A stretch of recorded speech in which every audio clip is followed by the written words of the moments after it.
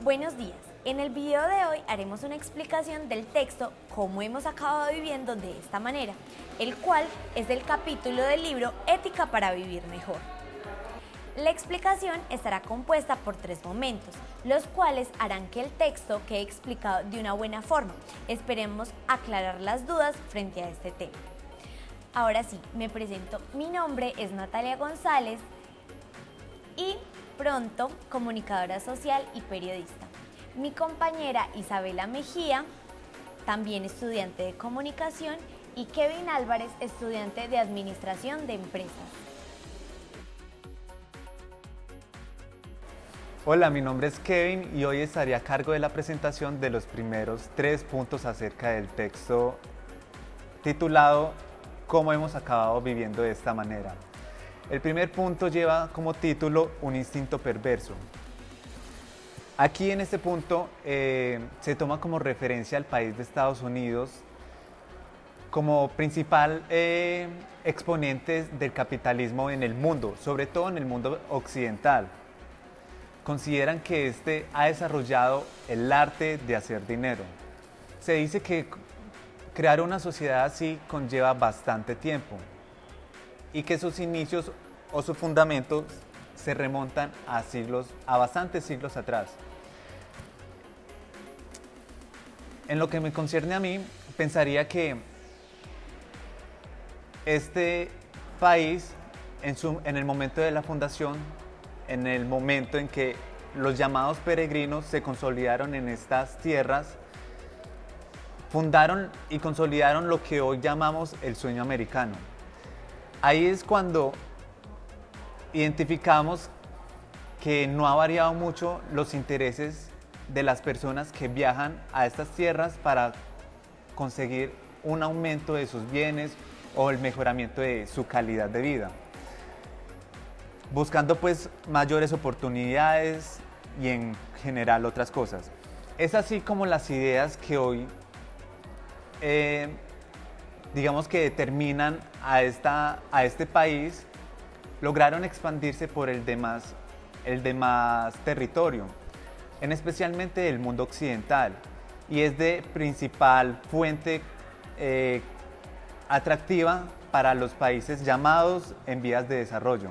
El autor más célebre del capitalismo, o más bien del pensamiento del capitalismo, es el llamado Max Weber. Él identificó que la principal característica del capitalismo no es el instinto voraz de conseguir dinero, sino más bien el modo de vida que ellos tienen por acumular bienes y conseguir siempre mucho dinero.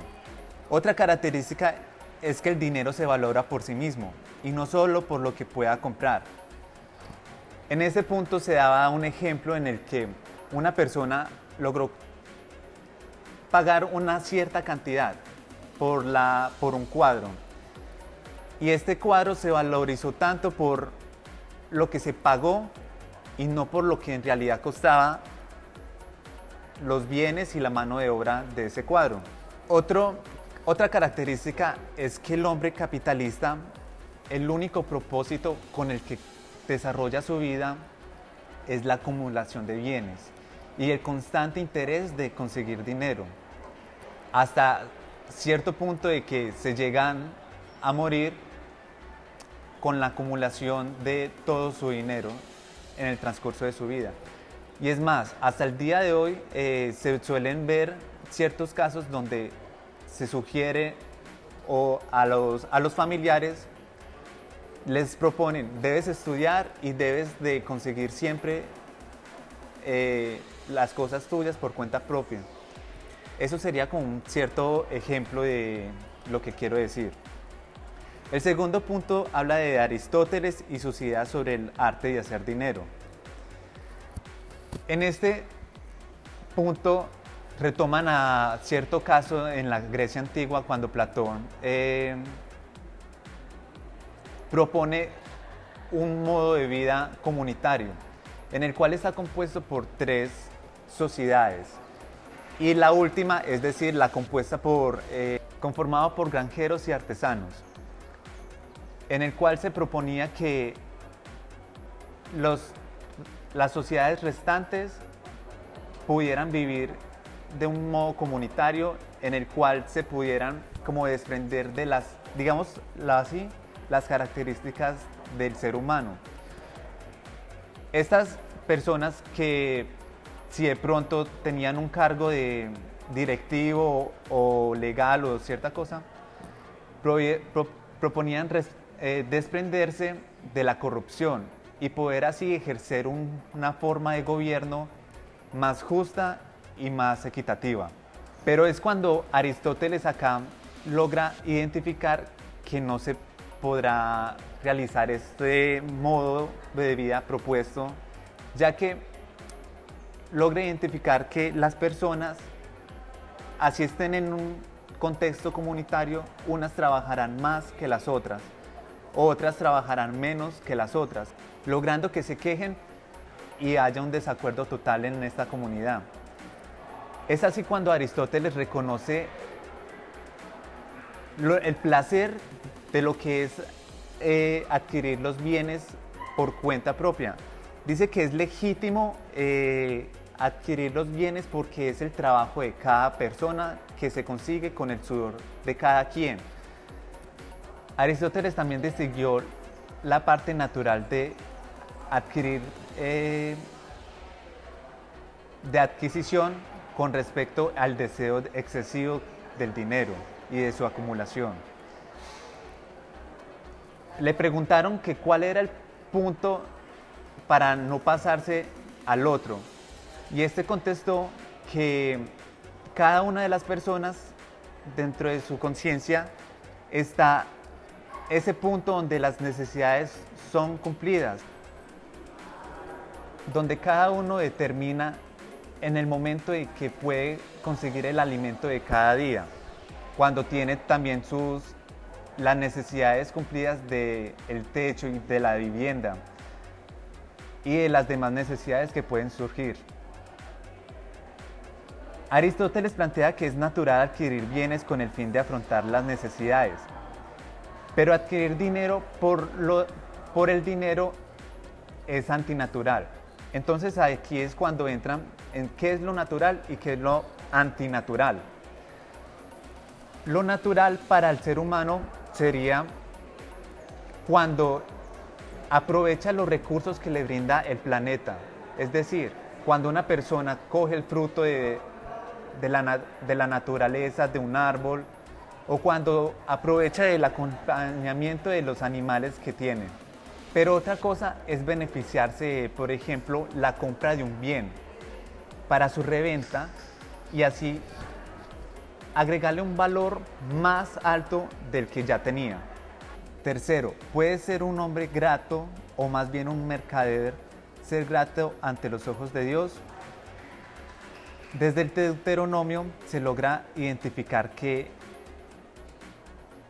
el dinero por el interés está mal visto, ya que, por ejemplo, logra explicar que ante el prójimo está mal visto cobrarle un interés, pero es permitido que a un desconocido sí se le puede hacer. Esto llega hasta el tiempo en el que Cristo aparece, porque en el discurso de él está incluido no amar pues a la persona que le hace daño a uno, y entre otras cosas está incluido hacer cosas sin interés alguno. Esto explica por qué el apóstol Mateo nunca retornó a su oficio de ser cambista de dinero. Y el Pedro pescador sí lo logró. Eso también se remonta a lo que ya explicamos de lo natural y lo antinatural. Explica también que hay oficios que ensucian el cuerpo, como lo es el oficio del pescador. Pero hay oficios que ensucian el alma, y adquirir o manejar dinero es uno de ellos. Es por eso que para las personas que labran la tierra se es mucho más fácil ganarse un puesto en el cielo. Es más sencillo alimentar el pueblo de Dios con el sudor de su frente.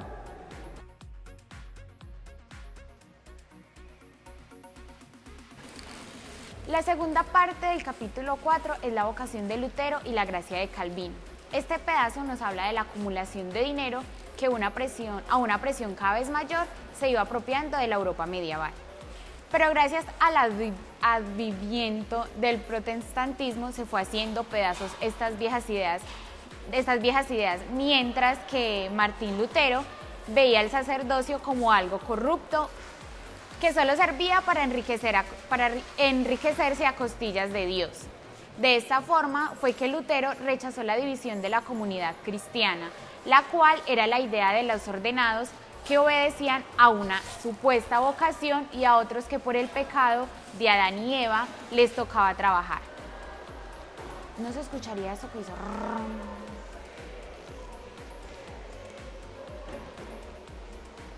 Fue en ese momento cuando Lutero afirmó que todas las personas tenemos una vocación.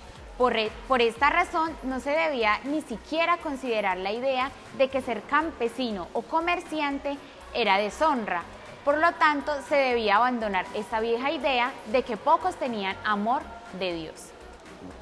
Sin duda alguna, fue esta rebelión de Lutero, por decirlo así, la cual hizo que los protestantes cogieran más fuerza.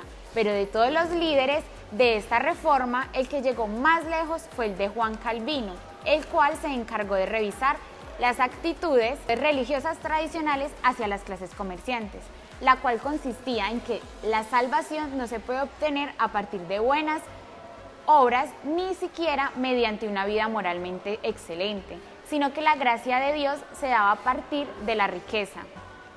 Así fue como Calvino y sus seguidores tomaron la postura de que la salvación y la gracia de Dios no era la inconfundible señal de los españoles, ya que esto lo constituía como mundano, que son todas las riquezas materiales. Además, los calvinistas tenían que usar el dinero para producir más dinero, porque según ellos estaban violando la ley natural.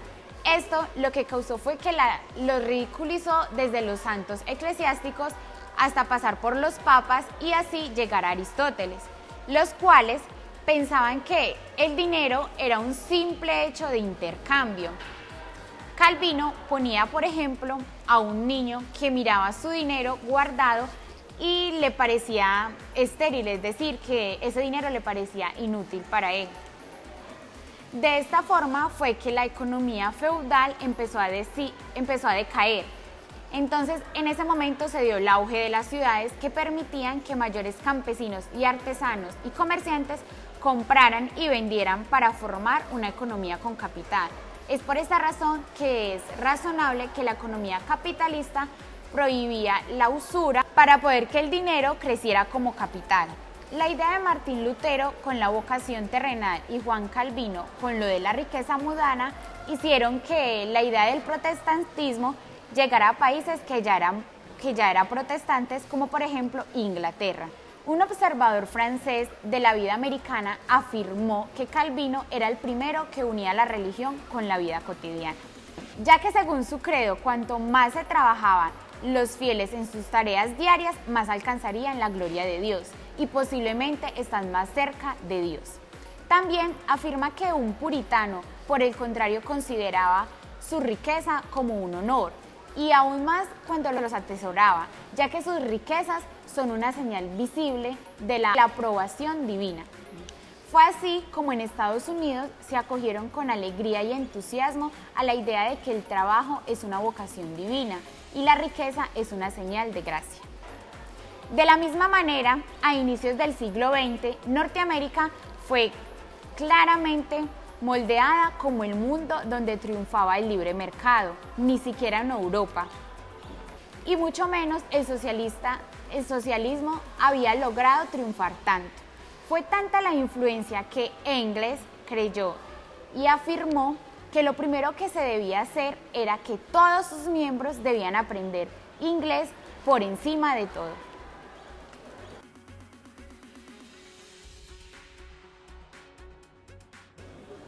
Entonces, para iniciar con nuestra tercera parte, se puede decir que la sociedad de consumo desde los años 50 En Estados Unidos ya se había impulsado desde la producción de bienes de consumo, de modo que ya había sabido llegar a la gente para que aquellos productos se hicieran realmente necesarios para las personas. Incluso en un libro llamado The Hidden Persuaders, escrito por Vance Packard, ya describía la situación de forma que la vida se hacía y se veía rica y plena mediante el enfoque de disfrutar el mundo al mayor nivel de vida.